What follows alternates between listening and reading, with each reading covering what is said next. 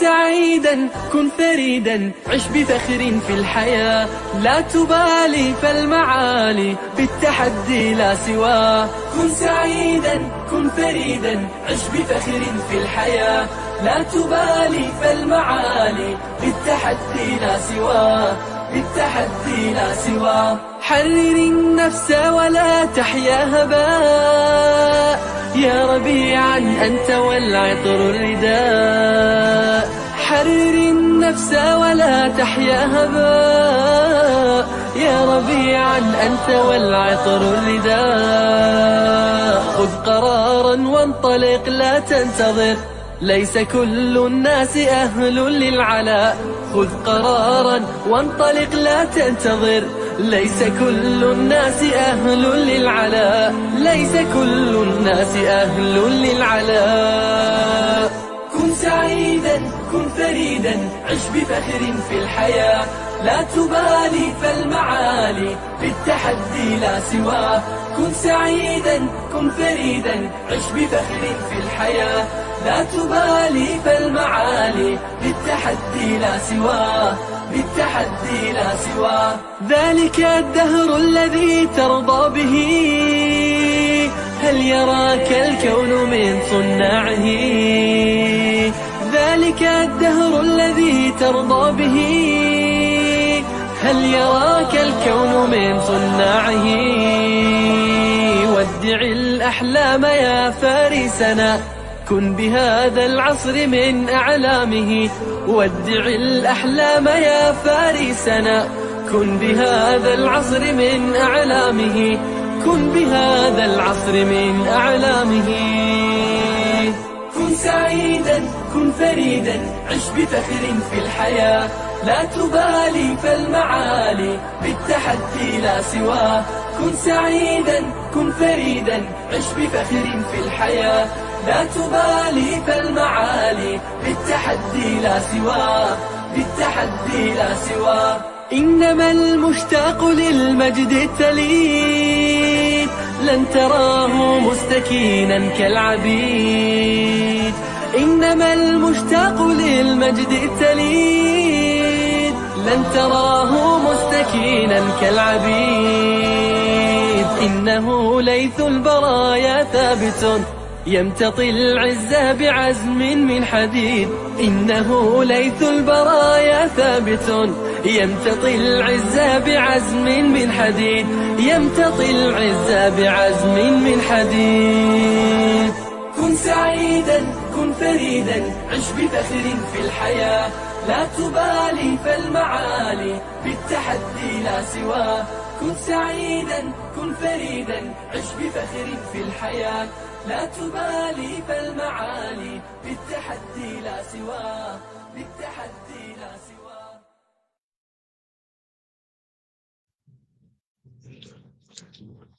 Bismillahirrahmanirrahim. Innal hamdalillah nahmaduhu wa nasta'inuhu wa nastaghfiruh wa na'udzu billahi min shururi anfusina wa min sayyiati a'malina. Man yahdihillahu fala mudhillalah wa man yudlilhu fala hadiyalah. Wa asyhadu an la ilaha illallah wahdahu la syarikalah wa asyhadu anna Muhammadan 'abduhu wa rasuluh. Amma ba'd. Rabbi shrah li sadri wa yassir li amri wahlul 'uqdatam min lisani yafqahu qawli. Rabbi zidni ilma warzuqni fahma.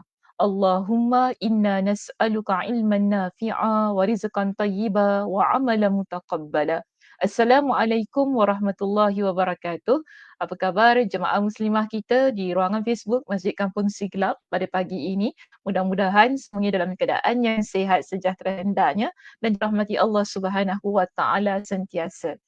Bagaimana? Pagi ni sudah bersedia untuk ikuti sambungan perbincangan kitab kita? Okey, sebelum itu kita raikan teman-teman yang sudah berada di ruangan komen dari awal tadi. Pertama kita ada Ana Nur di situ. Okey. Assalamualaikum Ustazah dan semua. Waalaikumsalam warahmatullahi Ana. Semoga dipermudahkan urusan kita selalu. Amin. Terima kasih Ana. Sama-sama ya. Moga Allah permudahkan urusan Ana dan juga kita semua. Kak Nur juga ada dengan kita. Assalamualaikum Ustazah, admin dan sahabat-sahabat Selamat pagi. Waalaikumsalam warahmatullahi wabarakatuh Kak Nur. Terima kasih pagi ini kerana bukan sudi, saya rasa Kak Nur dia bukan sudi tak sudi, dia sentiasa sudi. Kak Nur dia ada masa, dia ada ruang untuk duduk ya bersama dengan kita pada pagi ini. Terima kasih. Kita juga ada Kak Aisyah di situ. Assalamualaikum Ustazah dan jemaah sekalian. Waalaikumsalam warahmatullahi wabarakatuh. Alhamdulillah untuk pagi ini. Alhamdulillah. Thank you so much admin for this FB live. Okay, admin, thank you so much. Okay. Nurza, Kak Nurza kita. Assalamualaikum warahmatullahi wabarakatuh. Ustazah Dr. Sakinah Sabtu. Waalaikumsalam warahmatullahi. Moga Ustazah sihat dan ceria selalu. InsyaAllah mudah-mudahannya Kak Zah terima kasih atas doanya. Dan tak lupa juga di situ kita ada Zahira Zainuddin yang namanya biasa disebut-sebut kuliah kita tapi saya tak pernah jumpa dia. Mungkin tak pernah jumpa lah ya saya. Mungkin pernah, tak tahu. Wallahualam. Assalamualaikum Ustazah, Waalaikumsalam admin dan semua. Semoga semua sihat. Amin. Mudah-mudahannya Zahira, terima kasih untuk Zahira juga. Okey baik muslimah semuanya. Hari ini kita berada di muka surat yang keberapa? Sila letakkan di ruangan komen supaya admin saya dapat paparkan jawapannya di situ. Persilakan.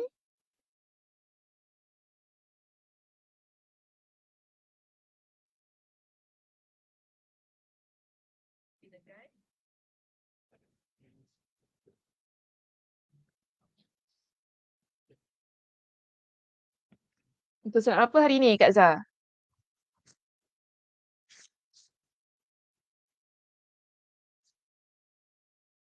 Senyap je.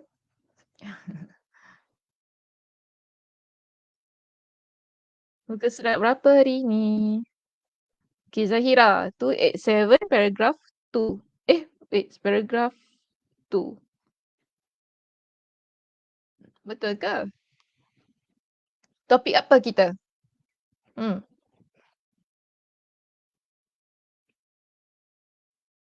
Continuation point D. Is it? Syirik dalam ibadah. Muka surat 287, paragraf perbuatan syirik ini terbahagi menjadi dua. Masya Allah. Okay, syirik dan ibadah. Tadi siapa tu? Firrarosa. Muka surat 287. Okey, baik. Betul lah. Saya confused. Kak Noh pun 287. Okey, so kita ada dua muka surat. Siapa? Cik Salimah tak ada ya pagi ni. Cik Salimah biasanya dia ada dengan kita. Kalau dia ada, muka suratnya sama dengan muka surat saya. Okey, Cik Salimah biasanya muka surat 297 samalah dengan saya muka surat 287. Mana slide saya? Sekejap okey. Muka surat 287, saya muka surat 297. Sebentar ya, kenapa?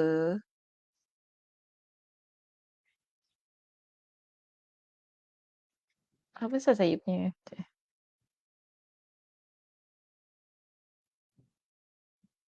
Kejap. Mana pergi slide aku?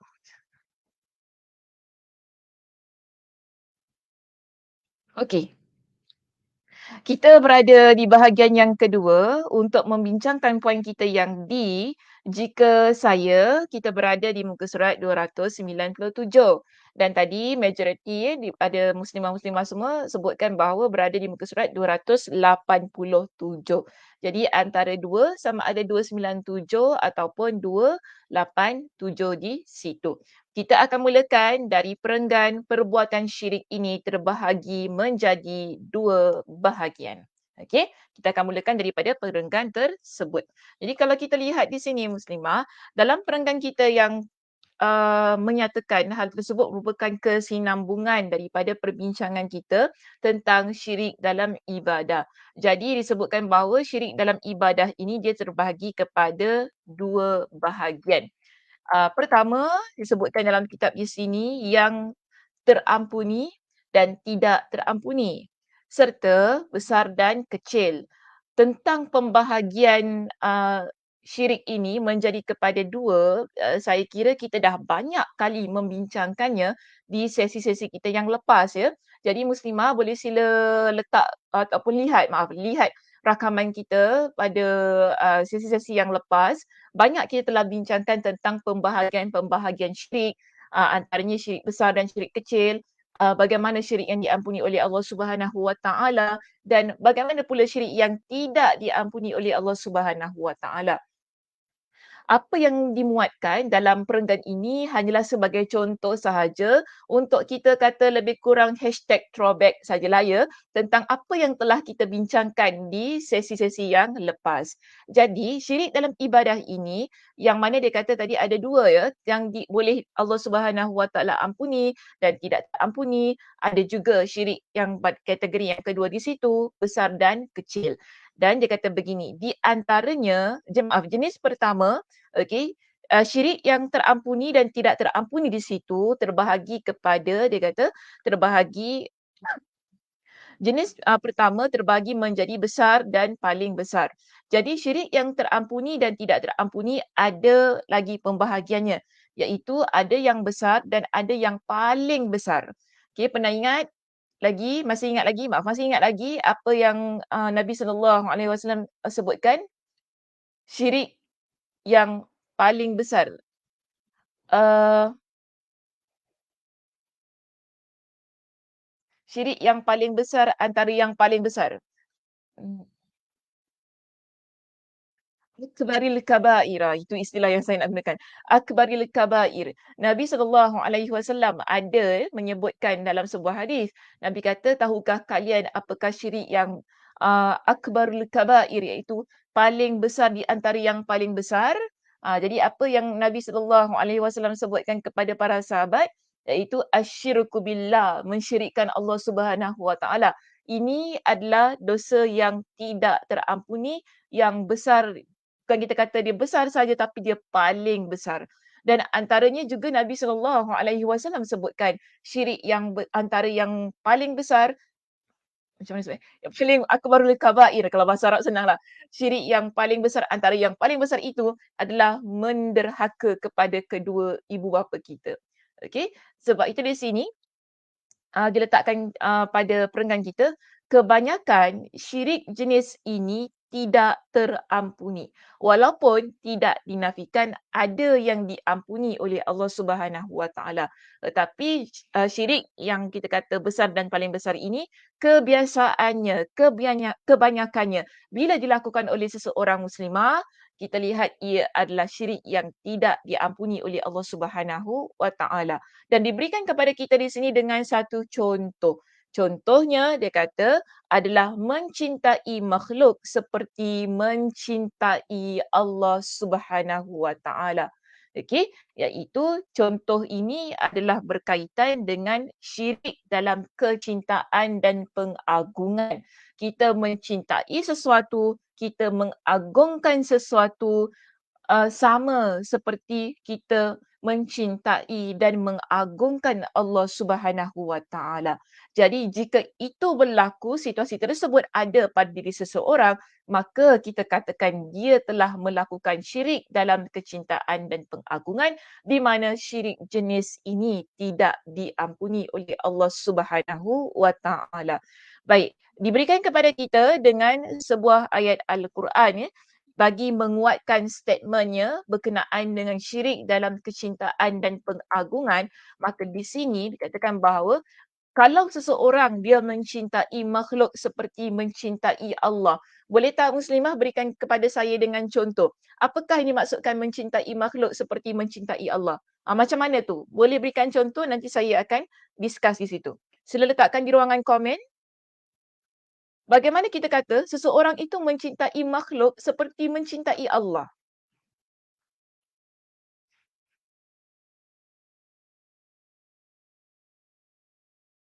Waalaikumsalam warahmatullahi. Bagaimana? Kita kata dia mencintai makhluk seperti mencintai Allah. Dan ini disebut sebagai syirik dalam kecintaan dan pengagungan.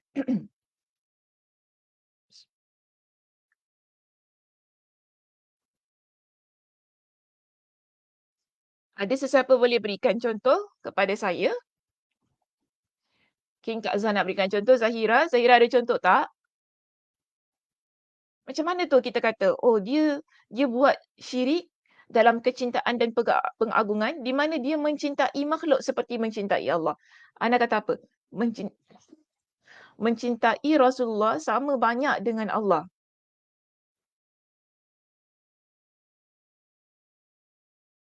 Sama banyak Sama sama banyak tak clear dia punya ni.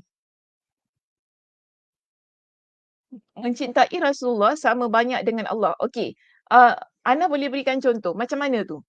Kalau nak menggunakan contoh inilah.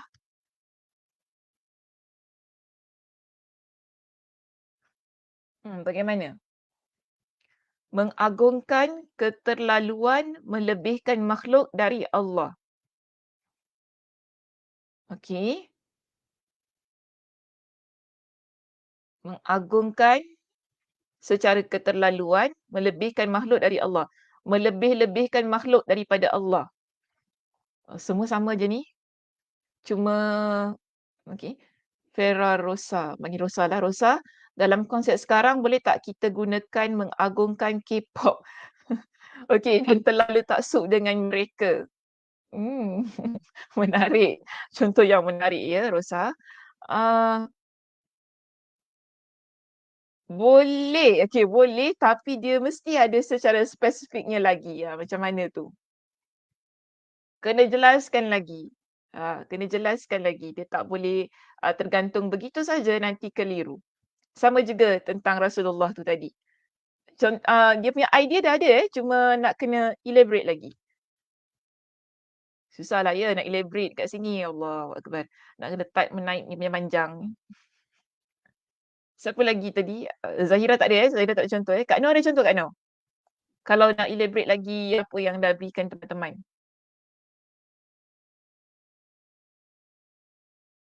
Tak ada itu je.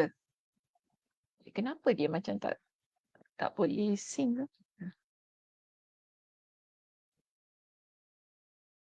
Hari-hari. Letak, okey, Kak Johar, letak harapan dan bahagia atas suami atau anak-anak.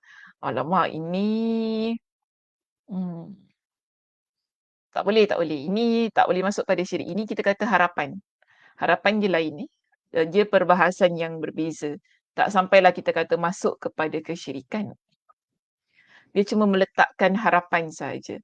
Dia terlalu mengikuti dan mengagungkan seseorang menyamai Allah. Okey, Kak Zah jawab gitu. Zahira menimba ilmu dan hadir majlis agama kerana guru bukan kerana Allah Subhanahu Wa Taala. Aduh, lain pula ni. Tak boleh, tak boleh. Tak boleh. Dia beza. Okey, baik. Kita ambil contoh begini ya. Guru tu boleh lagi lah Zahira. Okey, boleh. Cuma caranya begini kita lihat. Kita mencintai seseorang yang mana kita lihat orang itu dia memiliki kuasa yang sama sebagaimana Allah. Okey, kalau contoh kita ambil guru tadi kan, kita lihat guru ni je lah yang boleh dengan doa dia je lah, semata-mata dengan doa dia saja boleh menyebabkan kita ni sembuh contohnya. Kan? Ataupun macam tadi Rasulullah, kita melihat Rasulullah tu boleh menyembuhkan kita.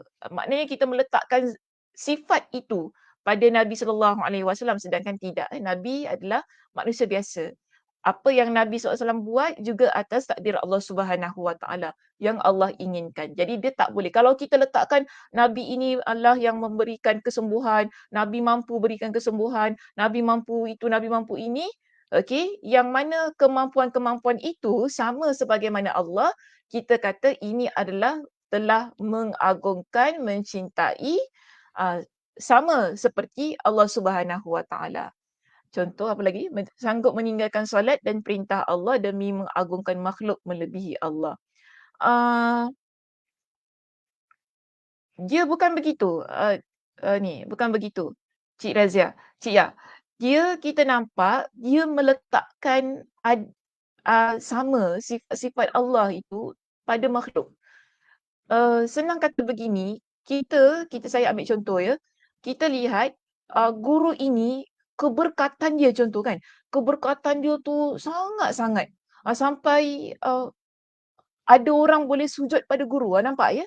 Ada orang dia nak sujud pada guru, ada orang dia sampai nak cium kaki guru dia. Ini yang kita kata mencintai dan mengagungkan seperti Allah Subhanahu Wa Taala ataupun melebih-lebih. Kan Nabi kata, jangan melebih-lebih. Kerana kehancuran yang ada pada umat sebelum kalian ialah kerana mereka ini terlampau ekstrim, berlebih-lebihan dalam beragama. Dalam beragama tu maksudnya dalam menghormati gurunya, dalam menghormati, dalam mencintai sesuatu. Kan dia begini ya muslimah, bila kita terlampau sangat mencintai seseorang, contohnya guru itu tadi, bimbang dah sampai kepada bentuk penyembahan, nanti kan sujud, ini yang Nabi SAW larang kita lakukan ya, tak boleh kita sujud kepada manusia. Kalaupun kita kata guru kita ni ilmunya tinggi sangat kan, ada keberkatan, saya tak menafikan tentang hal-hal yang sedemikian, tapi tak boleh sampai kita sujud, sampai kita ni cium kaki dia, sampai ada orang perempuan salam guru lelaki dia. Ini perkara-perkara yang perlu diperhatikan. Okey. So kalau dah sampai begitu keadaannya, kecintaan kita kepada seseorang yang buat kita sujud, yang buat kita sembah dia, okey, tapi sebenarnya dia benda-benda yang begini kadang-kadang kita tak sedar kita lakukan. Kerana kita rasa ini perkara yang tak salah, kan kita menghormati. Namun sebenarnya ia adalah termasuk dalam syirik, dalam kecintaan dan pengagungan. Okey, Ana kata apa? Oh faham, macam ada setengah orang berdoa kepada Rasulullah seperti mana mereka berdoa kepada Allah kerana fikirkan Rasulullah mendengar doa-doa mereka dan dapat mengabulkannya walaupun ya betul lah, begitu keadaannya. Jadi dalam hal yang sedemikian tak boleh kan, Rasulullah tidak boleh mengabulkan doa kita. Kalaupun saya kata, kalaupun Nabi SAW masih hidup, yang mengabulkan doa itu adalah Allah Subhanahu Wa Taala. Okey, apatah lagi setelah Nabi SAW wafat. Tak boleh kita minta Nabi kabulkan, ya Allah, wahai Rasulullah kau kabulkanlah doa, kau berikanlah kepada aku kesembuhan. Ini semua adalah perkara-perkara yang tidak dibenarkan. Okey, kita memang sayang Nabi, cinta Nabi, tetapi dia mesti tahu batasnya, caranya yang betul. Jangan sampai melampau-lampau sehingga kecintaan kita membutakan kita sendiri. Apa maksud saya membutakan? Ada banyak perkara yang Nabi SAW larang, akhirnya kita buat atas dasar cinta. Okey, so itu perlu diperhatikan. Ia samalah dalam hal ini di mana Allah Subhanahu Wa Taala mengingatkan kepada kita dalam surah Al-Baqarah ayat 165 ya, dalam kitab kita ada surah ini, ayat ini. Allah kata wa minan nasi man yattakhidhu min dunillahi andada yuhibbunahum ka hubbillah, dan di antara manusia ada orang yang menyembah tandingan-tandingan selain Allah. Ada di kalangan kita iaitu manusia ini mereka menyembah menyembah sesuatu makhluk yang mereka lihat memiliki tandingan ataupun memiliki kesamaan yang boleh menandingi Allah Subhanahu Wa Taala. Lalu Allah kata di sini, yuhibbunahum ka hubbillah. Mereka mencintai sembahan itu, makhluk tersebut, sama sebagaimana mereka mencintai Allah Subhanahu Wa Taala.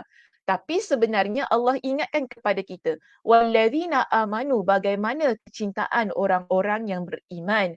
Walladzina amanu asyaddu hubban lillah. Sedangkan orang-orang yang beriman, mereka ini sangat cintanya kepada Allah. Cintanya kepada Allah melebihi segala-galanya.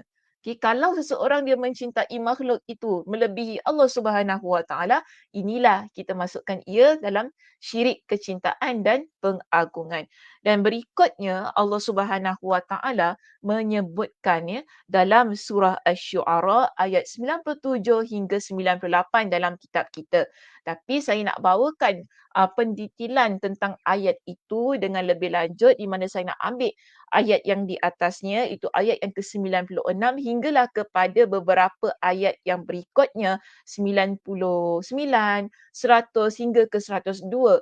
Bagaimana Allah Subhanahu Wa Taala menceritakan kepada kita tentang perdebatan, tentang dialog, penyesalan yang diungkapkan oleh ahli neraka ketika mereka ini kita kata #throwback lah ya, apa yang telah mereka lakukan ketika mereka hidup di atas muka bumi. Baik, pada ayat ini kalau kita rujuk pada ayat yang berikutnya, Allah Subhanahu Wa Taala berfirman, Allah kata, okey pada ayat itu sebentar ya. Allah kata pada ayat itu Allah sebutkan uh, qalu wa hum fiha yaqtasimun, dan mereka berkata sedang mereka bertengkar di dalam neraka. Jadi dalam neraka nanti ada pertengkaran, okey, di kalangan penghuni neraka ini tentang penyesalan mereka, tentang apa yang mereka lakukan dan saling menyalahkan antara satu dan yang lain. Lalu apa kata mereka? Tallahi in kunna lafi dhalalim mubin. Dan mereka kata, demi Allah, itu orang yang dulu mereka menyembah berhala, orang yang dulu mereka menyembah makhluk. Mereka meletakkan makhluk melebihi Allah Subhanahu Wa Taala, menandingi Allah Subhanahu Wa Taala. Jadi mereka kata apa ketika berada dalam neraka? Demi Allah, sungguh kita dahulu di dunia dalam kesesatan yang nyata. Masa di dunia tak sedar tau. Okay, masa di dunia tak sedar. Sebenarnya telah melakukan perbuatan sesat. Tapi nanti bila masuk dalam api neraka, barulah sedar kan. Oh, buat benda salah rupanya. Tapi kadang-kadang masalah juga. Ada orang, ramai kita kata benda tu sesat, benda ni tak boleh. Tapi nak buat juga. Sebab tadilah kita kata kecintaan dia itu menyebabkan dia buta. Dia tak nampak kebenaran. Sampai tak apa. Ni sebab saya ikhlas. Saya cinta Nabi. Saya cinta. Dia gunakan ayat-ayat yang sedemikian. Saya cinta guru saya. Tak apa, okey je. Dia tak boleh sedemikian. Jadi kita kena faham di sini. Bagaimana kadang-kadang ada orang cuba memberikan satu senario yang lebih benar mengikut kepada Al-Quran dan As-Sunnah, dan sebenarnya benda tu dah nampak.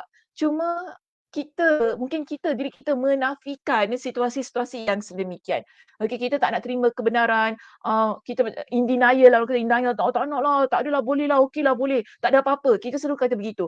Tapi sebenarnya ada banyak nas, ada banyak ayat Al-Quran, itu hadis Nabi yang menyentuh tentang hal ini. Jadi kalau kita tahu, tugas kita ialah meninggalkan, menjauhi perkara-perkara yang boleh menjerumuskan kita dalam kesesatan.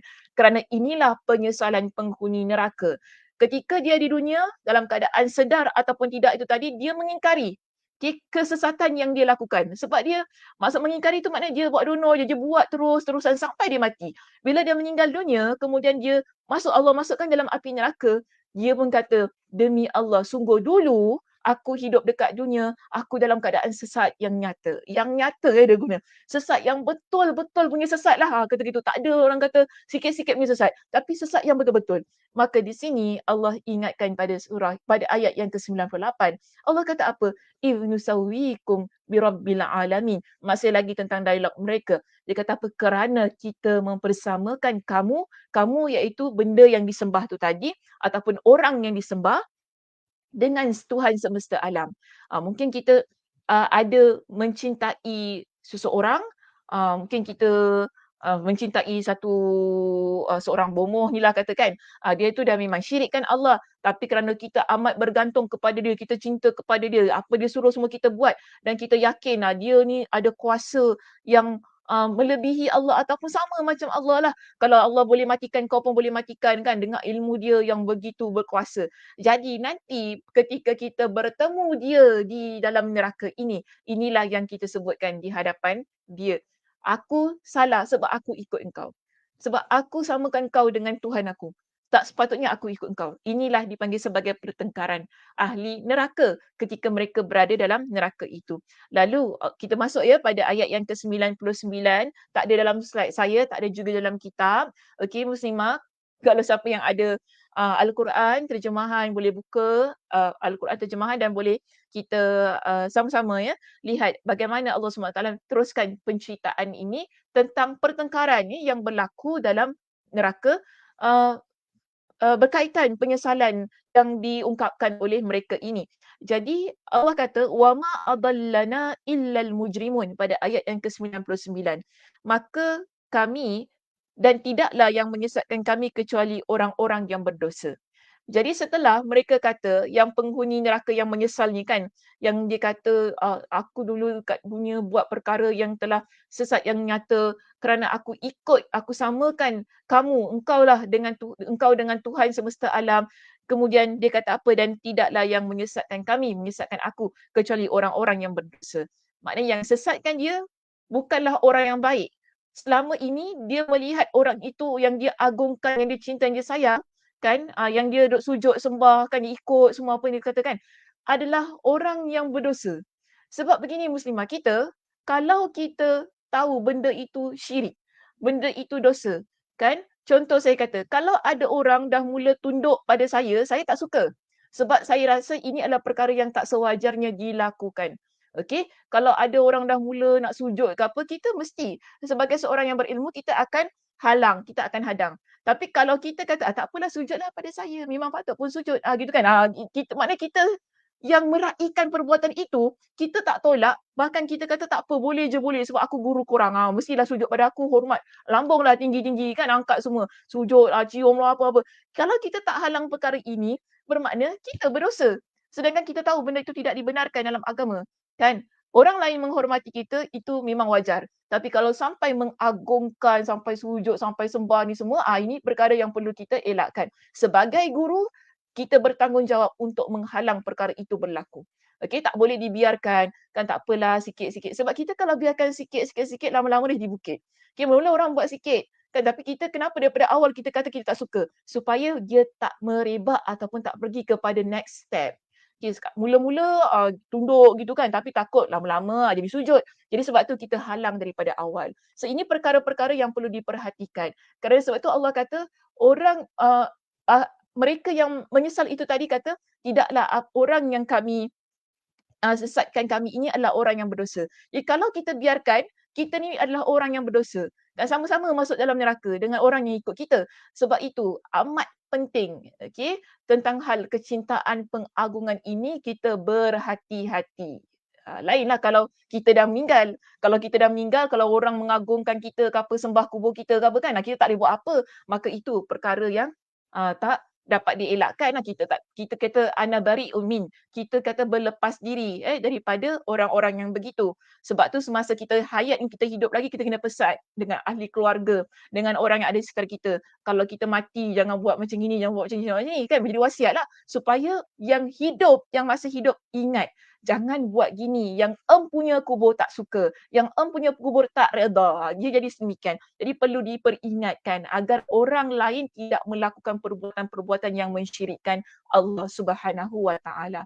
Okey, baik. Seterusnya pada ayat yang ke-9 kepada ayat yang ke-100, fama lana min syafi'in. Okey, fama lana min syafi'in.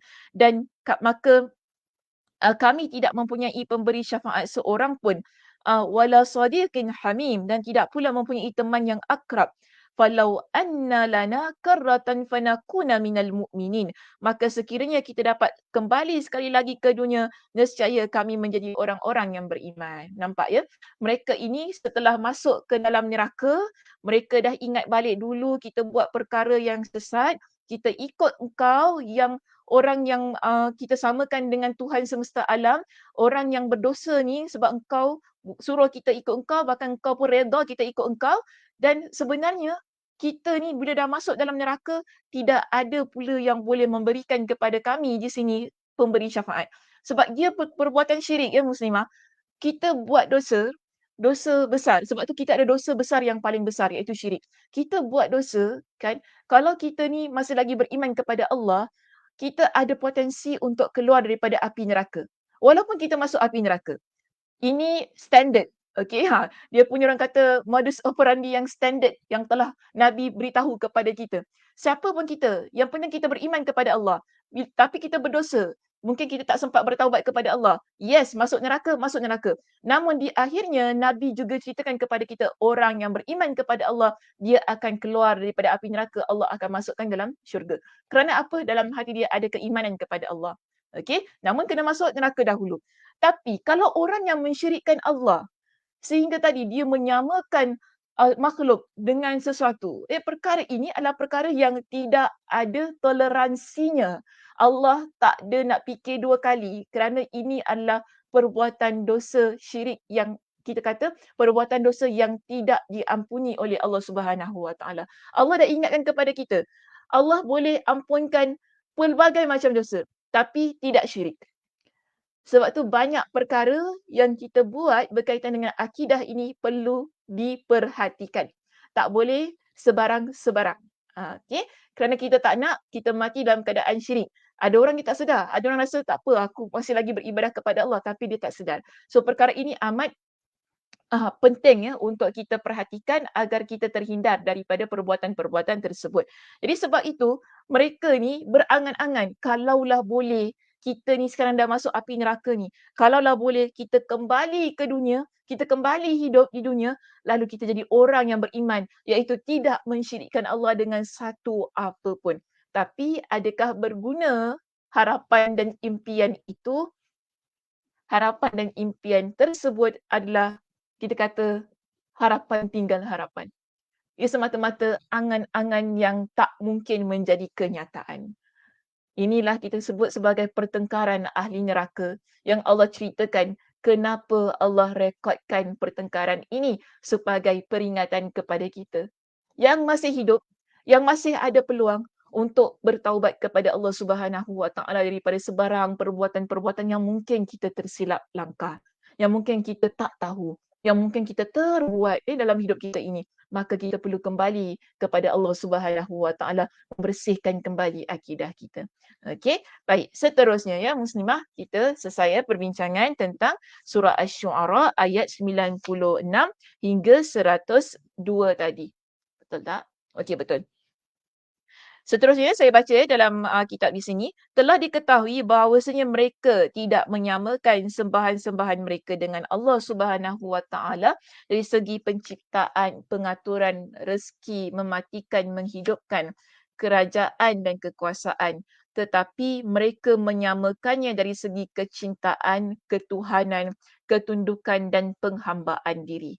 Ada orang dia tidak menyamakan orang yang dia cinta, orang yang dia agung itu tadi kan daripada sudut uh, rezeki, yelah dia memang sayang, cinta saja tapi orang tu bukanlah yang beri rezeki pada dia, bukan begitu.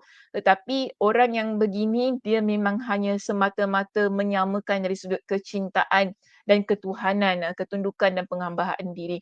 Namun bagi saya begini muslimah, bila kita dah meletakkan seseorang daripada sudut kecintaan ini sama sebagaimana Allah, itulah yang akan bawa kita pergi kepada perbuatan-perbuatan yang berikutnya. Iaitu kita dah mula mengiktiraf kekuasaan dia kan. Kita dah mula menjadi orang yang mengikut apa yang dia aturkan sebab kita rasa buruk baik kita berada di tangan dia kerana kita cinta kepada dia, kita agungkan dia. Jadi bahaya. Maka sebab tu sebelum ia jadi kepada perkara-perkara yang lain, cinta dan agung itu tadi ia perlu dibataskan. Okey? Sikit-sikit sahaja, jangan lebih-lebih, nanti jadi masalah. Baik, seterusnya. Inilah kita kata puncak kejahilan dan kezaliman yang ada pada diri seseorang bila dia melakukan perbuatan-perbuatan itu. Bagaimana mungkin tanah disamakan dengan sang maharaja dari segala raja? Mana-mana mungkin kita menyamakan makhluk iaitu kita. Kita kan daripada tanah. Kan Allah Subhanahu Wa Taala ciptakan kita ini daripada tanah. Allah ciptakan manusia. Tapi kita samakan manusia itu dengan Allah. Tak mungkin itu berlaku. Pencipta dia tak akan sama dengan apa yang diciptakan. Okey, bagaimana mungkin hamba disamakan dengan pencipta? Sekali lagi dipersoalkan kepada kita. Bagaimana mungkin makhluk yang benar-benar fakir, hina, lemah dan memerlukan serta yang tidak ada pada zatnya selain ketiadaan disamakan dengan zat yang maha kaya dan maha kuasa. Yang kekayaannya, kekuasaannya, kerajaannya, kemurahannya, kebaikannya, ilmunya, rahmatnya dan kesempurnaannya yang mutlak merupakan konsekuensi dari zatnya. Maknanya kita nak kata di sini Allah Subhanahu Wa Taala tidak memiliki sebarang tandingan. Okay, kita tak boleh meletakkan satu apapun yang setanding sama dengan Allah Subhanahu Wa Taala. Dan inilah yang Allah Subhanahu Wa Taala sebutkan dalam surah Al-An'am ayat yang pertama sebagaimana yang terdapat dalam kitab kita di sini. Allah kata apa? Alhamdulillahilladzi khalaqas samawati wal ard wa ja'ala az-zulumati wan nur thumma alladhina kafaru bi rabbihim ya'dilun. Segala puji bagi Allah yang telah menciptakan langit dan bumi. Allah ciptakan langit, Allah ciptakan bumi dan mengadakan gelap dan terang. Namun orang-orang yang kafir, iaitu mereka yang tidak beriman, yang mensyirikkan Allah, okay, yang mempersekutukan sesuatu dengan Tuhan mereka, sampai situ saja.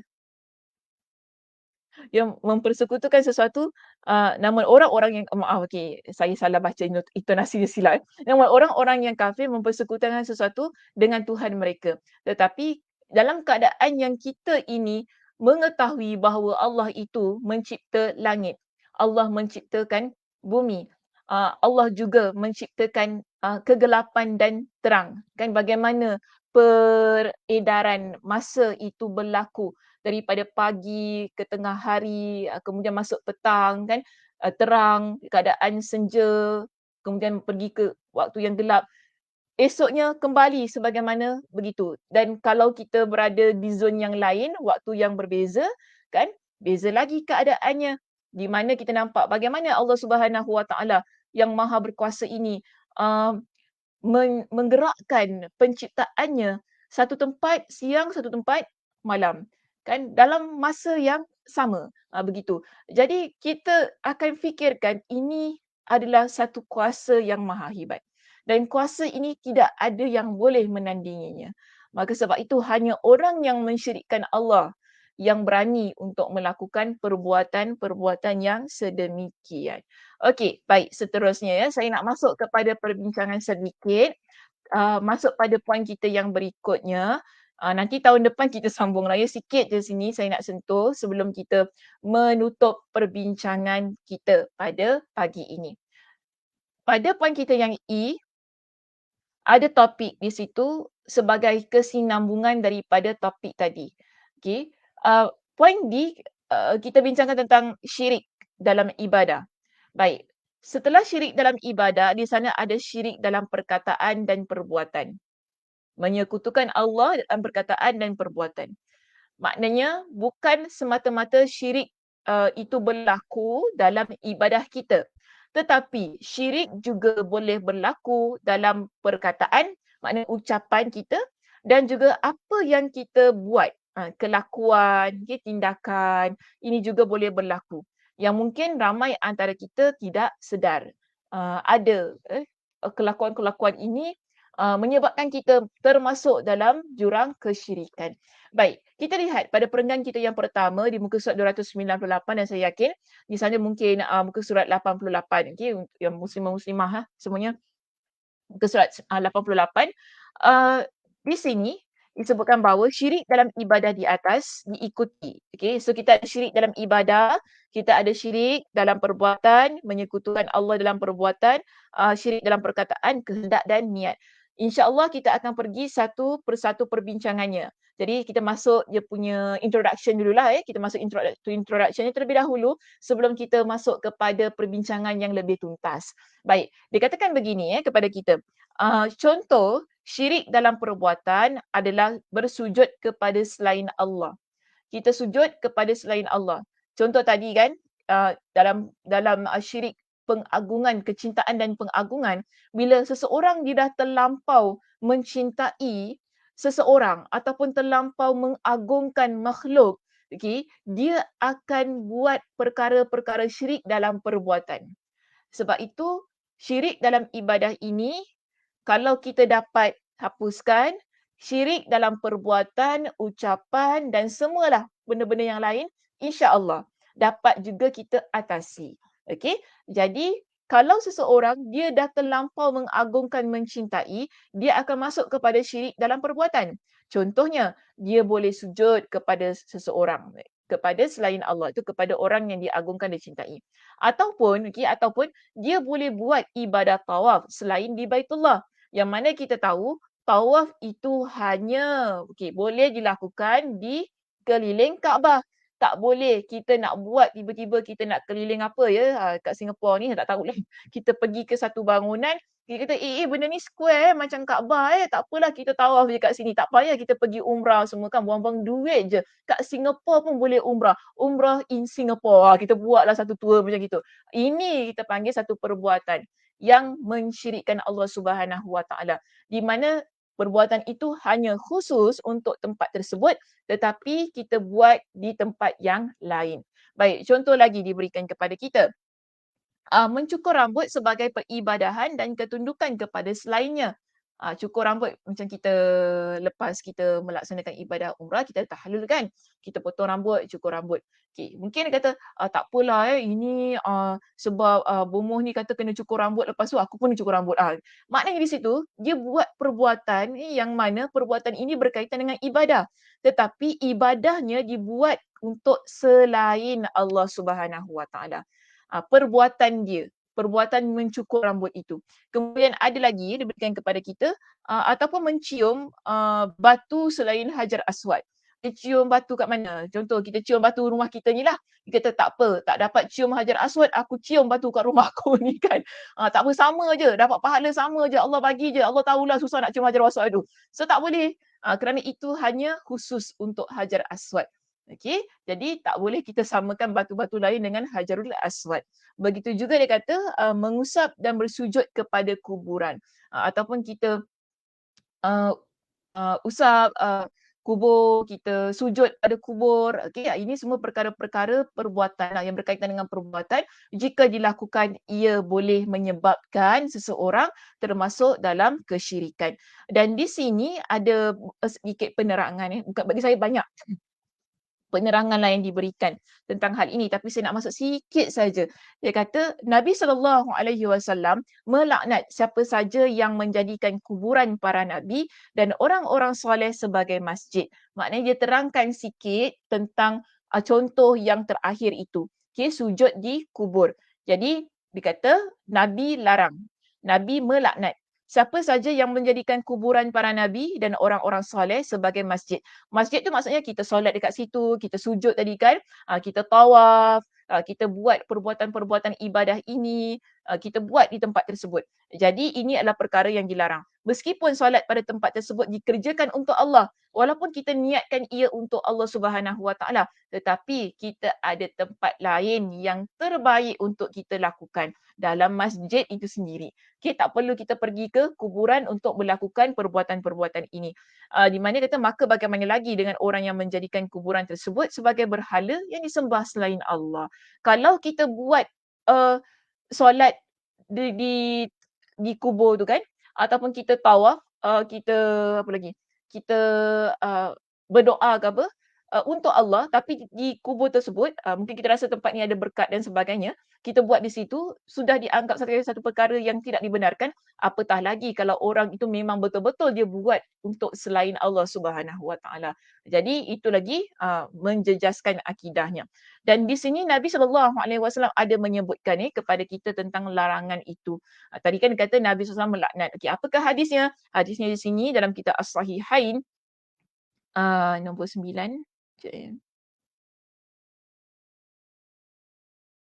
Hadis riwayat Imam Al-Bukhari dan juga Imam Muslim. Nabi SAW bersabda, la'anallahu al-yahuda wan nasara ittakhazu min kuburi anbiya'i masajida. Allah melaknat orang-orang Yahudi dan Nasrani kerana telah menjadikan kuburan para nabi mereka sebagai masjid. Ini Nabi SAW sebutkan sebab Nabi lihat apa yang berlaku pada zaman Nabi SAW. Itu berlaku sehingga menyebabkan mereka ini melakukan perbuatan-perbuatan yang syirik. Kenapa? Sebab itulah mereka mengambil kuburan para nabi mereka sebagai masjid. Dan Nabi SAW juga mengingatkan kepada kita umat baginda tentang seburuk-buruk manusia. Siapakah seburuk-buruk manusia? Jadi Nabi kata begini, inna min syirarin nas. Sesungguhnya antara seburuk-buruk manusia adalah man tudriku sa'atu wa hum ahya. Orang yang mana dia masih hidup tetapi kemudian dalam keadaan dia hidup itu terjadilah hari kiamat. Okey, kemudian wa may yattakhizul qubura masajida, dan orang yang menjadikan kubur sebagai masjid. Di hadis ini riwayat Imam Ahmad, status hadisnya adalah hasan di situ. Dan Nabi SAW juga menyebutkan kepada kita tentang larangan ini. Maknanya muslimah ada banyak hadis, bukan satu ataupun dua. Dan hadis-hadis ini adalah hadis-hadis yang kuat daripada sudut periwayatannya. Boleh kita menafikannya dan tidak boleh kita kata, tuan-tuan doa hadis saya tak, bukan begitu. Jadi bila ia berbentuk larangan, kita faham di sini tidak boleh dilakukan. Dan Nabi SAW ingatkan, dalam hadis riwayat Imam Muslim, Nabi kata begini, Inna man kana qablakum kanu yattakhizuna qubura anbiya'ihim wa salihihim masajida. Ketahuilah bahawa sesungguhnya orang-orang sebelum kalian itu menjadikan kubur para nabi dan orang soleh di kalangan mereka sebagai masjid. Ala, maka janganlah kalian, ala tu maksud ingatlah, saya lupa nak letakkan terjemahan di situ. Ala, maka ingatlah, fala tattakizul qubura masajida. Maka janganlah kalian menjadikan kuburan sebagai masjid. Inni anhaakum an zalik. Sungguh aku melarang kalian dari hal itu. Nabi larang kita melakukan perbuatan tersebut. Kita nak solat, kita nak zikir, kita nak doa, kita nak baca Quran, kita nak buat apa-apa amal ibadah, terbaiknya adalah di dalam masjid. Okey, di tempat-tempat yang dibenarkan oleh Nabi SAW kerana ia adalah berkaitan dengan ibadah. Tapi bukan bermakna di sini kita tak boleh ziarah kubur, ya. Muslimat jangan salah faham. Kita nak ziarah kubur, kita diberitahu ini adalah kubur ataupun makam para nabi, orang soleh. Boleh saja kita pergi, kita ziarah, kan, kita doakan supaya Allah Subhanahu Wa Taala merahmati ahli kubur itu. Itu boleh saja, itu bukan larangan. Okey, kita ziarahi kubur tersebut, itu okey-okey saja. Sebagaimana kita ziarahi kubur kedua ibu ayah kita, kan? Kita doakan kedua ibu ayah kita di kubur itu. Perkara itu tak menjadi masalah. Cuma di sinilah kalau seseorang dia melakukan perbuatan-perbuatan ibadah, okey, di sekitar kubur itu. Jadi inilah larangannya yang Nabi SAW sebutkan tentang syirik dalam perbuatan. Jadi kita hati-hati. Tak semestinya kalau ada ramai orang buat, kita kena buat. Kalau sekarang kita dah belajar, kita dah tahu, kan, tak apalah. Kalau ada orang rasa dia buat perkara itu, dia kata dia nak buat sebab dia yakin itu benar, bagi saya itu antara dia dengan Allah Subhanahu Wa Taala. Okey, itu pendapat dia, terpulang. Bagi saya lebih suka untuk kita ikut sebagaimana yang Nabi SAW sebutkan. Kita ikut Nabi, kita tak ikut guru. Kena ingat itu, ya Muslimah. Kita ikut apa yang Nabi buat, kita jauhi apa yang Nabi larang, kita tak ikut guru kita. Ini yang kadang-kadang pentingnya tadi yang syirik dalam keagungan dan kecintaan itu. Kerana kalau kita dah terlampau suka kepada seseorang guru, cinta, apa yang disebut, kita akan mudah ikut. Jadi kita perlu berhati-hati, ketika kita ini belajar, ketika kita nak buat satu-satu perkara. Kerana bimbang ia boleh menjerumuskan kita dalam syirik perbuatan itu tadi. Okey, saya nak tutup perbincangan kita pada pagi ini dengan satu doa. Kita tutup perbincangan kita di akhir tahun ini dengan satu doa. Okey. Dan saya rasa doa ini semua kita hafal doanya. Cuma kadang-kadang kita ni terlampau banyak sangat doa, ya Muslimah, sampai tak terbaca. Dan kita mungkin terlupa dengan ada doa ini, kita lupa rupanya ada doa ini yang kita terlepas pandang ataupun kita tak terbaca kerana saking banyak sangat doa yang kita belajar. Banyak sangat doa yang kita hafal sampai kita pun tak baca. Namun bagi saya doa yang Allah Subhanahu Wa Taala muatkan dalam surah Ali Imran ayat yang ke-8 ini amat penting untuk kita menjaga ataupun untuk kita memohon kepada Allah agar petunjuk yang telah Allah Subhanahu Wa Taala berikan kepada kita ini dijaga dengan sebaik-baiknya supaya kita tak sesat setelah kita ni ada petunjuk. Maknanya petunjuk tu Muslimah, kita ni orang yang berilmu. Kenapa saya kata kita orang yang berilmu? Mereka yang duduk kuliah, mereka yang belajar, mereka yang dengar, kuliah-kuliah ini adalah orang yang berilmu. Tak kira saya ataupun anda yang duduk ikut mendengar, ikuti secara konsisten ataupun tidak. Tapi bila kita sudah disuguhkan dengan ayat Al-Quran, dengan perbincangan hadis Nabi, kemudian perbincangan di kalangan para ulama tentang sesuatu isu, bermakna kita sudah ada petunjuknya di situ. Okey, kita dah ada dah ilmunya, pengetahuannya tentang mana yang betul, mana yang salah. Tapi sayang, ada orang di mana ketika Allah dah berikan kepada dia dengan petunjuk itu seolah-olah dia bagaikan sesuatu yang ditiup oleh angin. Dia terbang kan, kita macam kita kata Rish tu tahu tak apa ni, bulu burung tu gitu kan. Kadang-kadang kita kalau jalan kita nampak ada, tiba-tiba ada macam, ada satu bulu tu dekat depan kita kan. Dia terbang ikut arah angin. Kita tak nak petunjuk yang Allah berikan kepada kita terbangnya begitu Muslimah. Kita dah ada. Hidayah itu, petunjuk ni Allah dah berikan kepada kita. Petunjuk ni hidayah. Allah dah berikan hidayah kepada kita, ilmu, pengetahuan, kefahaman. Masya Allah, tabarakallah. Allah berikan kepada kita dengan satu keadaan di mana kita boleh duduk, dengar kuliah, kita boleh bincang kitab ke kitab, kita boleh baca dan kita boleh faham. Alhamdulillah, Allah berikan kepada kita dengan petunjuk itu. Tapi bagaimana kita nak buat dengan petunjuk tersebut? Adakah kita nak biarkan, tak apalah, tak apa, dengar-dengar je lah lepas tu nak buat tak nak buat tu kau punya pasal. Dia bukan begitu. Kita memiliki tanggungjawab untuk melaksanakan, mengamalkan petunjuk itu. Okey? Dan kita tak nak ia terbang begitu sahaja. Dia pergi begitu saja. Ataupun dalam bahasa kita kata beginilah yang muslimah, masuk telinga kanan, keluar telinga kiri. Kita tak nak ia berjadi semikian. Okey, kita nak dia masuk telinga kanan kita, terus masuk ke dalam hati kita, lalu kita berusaha sungguh-sungguh, kita yakini kita beramal dengan sebaik-baiknya. Ini dinamakan sebagai petunjuk yang mendapat taufik, petunjuk yang Allah Subhanahu Wa Taala berikan kepada kita dengan kekuatan untuk mengamalkannya. Namun tak semua orang mereka ada taufik dan hidayah. Maka sebab itu kita minta kepada Allah Subhanahu Wa Taala berikan kepada kita dengan satu petunjuk, di mana petunjuk itu ketika ia telah ada, Allah tak condongkan kita pula kepada kesesatan. Allah Subhanahu Wa Taala berfirman dalam ayat ini, Allah kata apa? Rabbana la tuzigh qulubana ba'da idh hadaitana. Wahai Tuhan kami, janganlah engkau jadikan kami, hati kami ini condong kepada kesesatan sesudah engkau beri petunjuk kepada kami. Setelah kami belajar, setelah kami tahu tentang ilmu Allah ini, setelah kami baca Al-Quran, kami baca hadis Nabi, kami melihat ataupun kami mendengar perbincangan-perbincangan tentang agama ini, jangan kau jadikan hati kami condong kepada kesesatan, kerana petunjuk itu telah kami peroleh. Ini maksud daripada ayat ini. Wahab lana min ladunka rahmah. Dan kita minta kepada Allah dan kurniakanlah kepada kami rahmat dari sisi engkau. Rahmat ini yang kita nak, biar ia daripada Allah, bukan daripada makhluk muslimah. Kalau ia daripada Allah, Masya Allah, tabarakallah, subhanallah, subhanallah. Rahmat yang Allah berikan kepada kita, ia memang sesuatu yang amat kita perlukan. Kerana dengan rahmat Allah lah kita boleh celik mata, kita boleh bersuara, kita boleh berjalan, kita boleh makan, kita boleh minum dan kita boleh buat semua perkara yang kita inginkan di atas muka bumi ini. Kenapa kita boleh lakukan? Kerana rahmat Allah.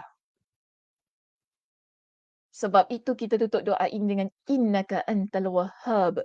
Satu pujian yang begitu indah kepada Tuhan semesta alam. Di mana kita kata sesungguhnya engkaulah maha pemberi kurnia. Engkau yang memberikan hidayah, iaitu petunjuk. Engkau yang akan buat hati kami ini tidak condong kepada tidak condong, engkaulah yang membuatkan hati kami ini tetap pada jalan kebenaran. Dan tidak condong kepada kesesatan, maknanya tidak cenderung kepada kesesatan itu. Engkaulah yang menjadikan, iaitu dengan kurniaan engkau, pemberian engkau inilah yang menjadikan kami hamba-hamba Allah yang sentiasa dikelilingi dengan rahmatmu. Jadi ini permintaan kita. Kita minta kepada Allah, jangan jadikan kita orang yang sesat. Setelah kita belajar, kita mengetahui. Kerana sayang ya muslimah, saya kata, sayang. Kita belajar bertahun-tahun. Tapi kalau kita masih lagi melakukan perbuatan-perbuatan yang mensyirikkan Allah contohnya, perbuatan-perbuatan dosa, maksiat, sangat disayangkan bagi saya. Sebab itu minta kepada Allah agar tetapkan hati kita di atas jalan kebenaran, tetapkan jiwa kita ini setelah Allah berikan kepada kita dengan petunjuk dan hidayah itu. Mudah-mudahan kita semua meninggal dunia di atas jalan keimanan kepada Allah Subhanahu Wa Taala sehingga Allah Subhanahu Wa Taala masukkan kita ke dalam syurganya. Okey muslimah, itu sahaja perbincangan kita pada pagi ini. terima kasih di atas perhatiannya. Mudah-mudahan Allah Subhanahu Wa Taala memberikan kepada kita dengan kefahaman tadi, Allah berikan kepada kita dengan kekuatan untuk kita sentiasa beramal soleh, untuk kita sentiasa memiliki motivasi yang tinggi dekat kepada Allah Subhanahu Wa Taala, dan mudah-mudahan Allah Subhanahu Wa Taala juga memberikan kepada kita dengan kesihatan, kelapangan masa untuk terus-terusan menuntut ilmu Allah Subhanahu Wa Taala. Saya ucapkan terima kasih kepada semua yang sudi mengikuti pengajian di Masjid Kampung Siglap sepanjang tahun ini. Terima kasih di atas sokongan. Tak jemu-jemu, walaupun saya tahu kuliah ini tak berapa ramai orang yang mengikuti, dia tak sama sebagaimana kuliah saya di tempat-tempat lain. Tak tahu kenapa, mungkin ramai yang sudah mengikuti pengajian kitab ini di Masjid Darul Ghufran pada pada 3 tahun yang lepas. Dan mungkin rasa tak nak ulang lagi lah pembacaan kitabnya, tak mengapa. Namun mudah-mudahan platform yang diberikan oleh pihak Masjid Kampung Siglap ini memberi manfaat kepada mereka yang baru ingin mengikuti kitab ini. Dan alhamdulillah kita dah berada di pertengahan, sikit lagi. Okay, sikit lagi. Saya baca sikit lagi rupanya kitab ni, masya-Allah. Laju juga kita bincangkan dalam keadaan penuntut ilmunya tak berapa memberangsangkan. Okay. Sekejap ada, sekejap tak ada, macam Cik Semua. Tak apalah mana-mana yang ada. Saya tetap teruskan pengajian ini dan mudah-mudahan Allah Subhanahu Wa Taala memberikan kepada kita dengan kesempatan, berikan kepada kita dengan umur yang panjang agar dapat kita bertemu sekali lagi di tahun hadapan untuk kita menyambung kembali topik ini, perbincangan dalam kitab ini kan, sehingga kita dapat mengkhatamkan di page yang terakhir. Di halaman yang terakhir. Mohon maaf daripada pihak saya jika sekiranya ada sebarang kata-kata yang mengguris hati, kata-kata yang rasa macam dah tak nak pergilah kuliah ustazah ni kan, terasalah sindir ke apa kan, macam tu kan, rasanya gitu kan. Mohon maaf, biasa. Kalau belajar ni, kalau tak terasa tu bukan belajar namanya. Okey, dulu saya belajar pun banyak sangat kecil hati, banyak juga terasa dengan guru kan. Tapi kita lihat ini sebagai proses pembelajaran. Okey, kita nak belajar mana yang betul, mana yang salah. Jadi kena cekalkan jiwa cekalkan jiwa, cekalkan perasaan. Mudah-mudahan Allah Subhanahu Wa Taala berikan kepada kita dengan kekuatan. Okey muslimah, insya-Allah kita jumpa pada tahun hadapan. Nanti boleh lihat di iklan yang saya telah paparkan bila kuliah dimulakan. InsyaAllah juga pihak masjid akan keluarkan iklan bila kuliah-kuliah semua akan bermula kembali. Jadi, okey, jumpa minggu depan. Tak terus sama lagi. Saya tengah tasbih kafarah. Subhanakallahumma wa bihamdika asyhadu an la ilaha illa anta astaghfiruka wa atubu ilaik. Assalamualaikum warahmatullahi wabarakatuh.